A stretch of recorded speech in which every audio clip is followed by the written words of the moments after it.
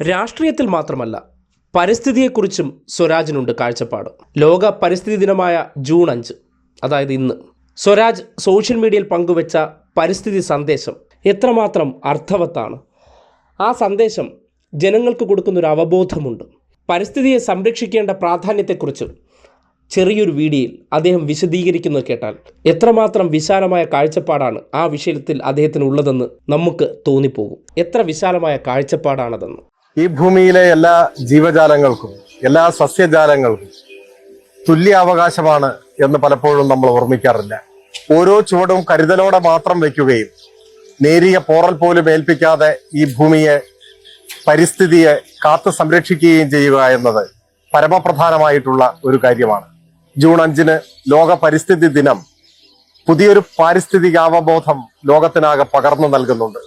ഭൂമിയെ പോറലേൽക്കാതെ സംരക്ഷിക്കുക, എല്ലാ ജീവജാലങ്ങളോടും വൃക്ഷലതാദികളോടും പരസ്പര ബഹുമാനത്തോടെന്ന പോലെ തുല്യതയോടെ പെരുമാറുക എന്നതെല്ലാം പരിസ്ഥിതി ബോധത്തിന്റെ പുതിയ സമീപനമാണ്.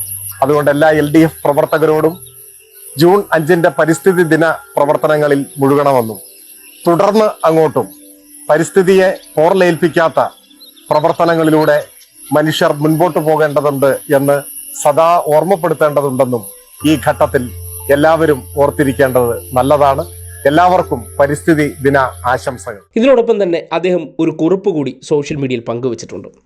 ഈ ഭൂമിയിലെ എല്ലാ ജീവജാലങ്ങൾക്കും സസ്യജാലങ്ങൾക്കും തുല്യ അവകാശമാണെന്ന് എപ്പോഴും നാം ഓർമ്മിക്കാറില്ല.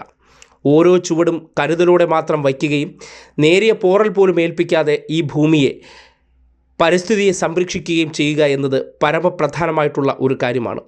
ജൂൺ 5 ലോക പരിസ്ഥിതി ദിനം പുതിയൊരു പാരിസ്ഥിതിക അവബോധം ലോകത്തിനാകെ പകർന്നു നൽകുന്നുണ്ട്.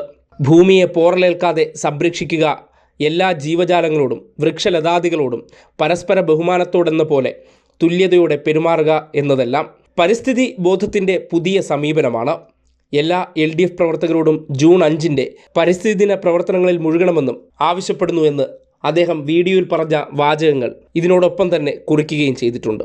എന്തായാലും നിലമ്പൂരിൽ മത്സരിക്കുന്ന ഒരു സ്ഥാനാർത്ഥിക്ക് പരിസ്ഥിതിയെക്കുറിച്ചും രാഷ്ട്രീയത്തെക്കുറിച്ചും സ്വന്തം വീട്ടിൽ അദ്ദേഹം നിർമ്മിച്ചെടുത്തിരിക്കുന്ന ഫലവൃക്ഷ തോട്ടത്തെക്കുറിച്ചൊക്കെ പുറത്തേക്ക് വിവരങ്ങൾ വരുമ്പോൾ ഒരു വ്യക്തി എത്രമാത്രം വിശാല കാഴ്ചപ്പാടുള്ള വ്യക്തിയാണെന്നും അദ്ദേഹം ഈ നാടിന് മുതൽക്കൂട്ടാണെന്നും കൃത്യമായി ബോധ്യപ്പെടുന്ന സന്ദർഭമാണ്.